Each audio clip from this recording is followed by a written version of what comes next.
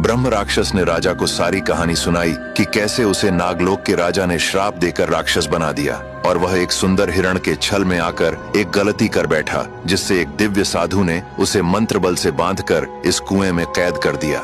सारी कहानी सुनाकर ब्रह्म राक्षस ने कहा, अब तुम संभल जाओ क्योंकि अब तुम्हारी मरने की बारी है। राजा ने कहा, ठीक है, शायद मेरी मौत मुझे यहाँ लेकर आई है, पर महाराज आप इतने शक्तिशाली और इतने विशालकाय हैं, आप इस कुएं में कैद कैसे हो सकते हैं? ऐसा तो नहीं कि आप झूठ बोल रहे हैं। राक्षस गुस्से में बोला, क्या तुझे लगता है मैं झूठ बोल रहा हूँ? अब तू देख। इतना कहते ही वह विशाल राक्षस काले धुएं में बदल गया और कुएं में चला गया। कुएं के अंदर जाकर बोला, देख अब तो तुझे विश्वास हुआ? राजा ने कहा, हाँ महाराज, अब विश्वास हो गया। इतना कहते ही राजा ने कुएं का ढक्कन बंद कर दिया और बोला, अरे बेवकूफ, तू मुझे मारने चला था, अब तू इसी में मरेगा। राक्षस ने जब खुद को फिर से कुएं में बंद पाया तो वह रोने लगा। गिड़गिड़ाते हुए बोला, भाई मैं तो मजाक कर रहा था, कृपया मुझे बाहर निकालो। राजा ने कहा, अब ऐसा नहीं हो सकता कि मैं ढक्कन हटा दूं। तब राक्षस बोला, मैं जानता हूं कि तुम अपने बेटे की तलाश में निकले हो, मुझे यह भी पता है कि यक्षिणी उसे कहां लेकर गई है। मैं कसम खाता हूं कि अगर तुमने मुझे मुक्त किया तो मैं तुम्हें मारूंगा नहीं, बल्कि तुम्हारे बेटे का पता बता दूंगा।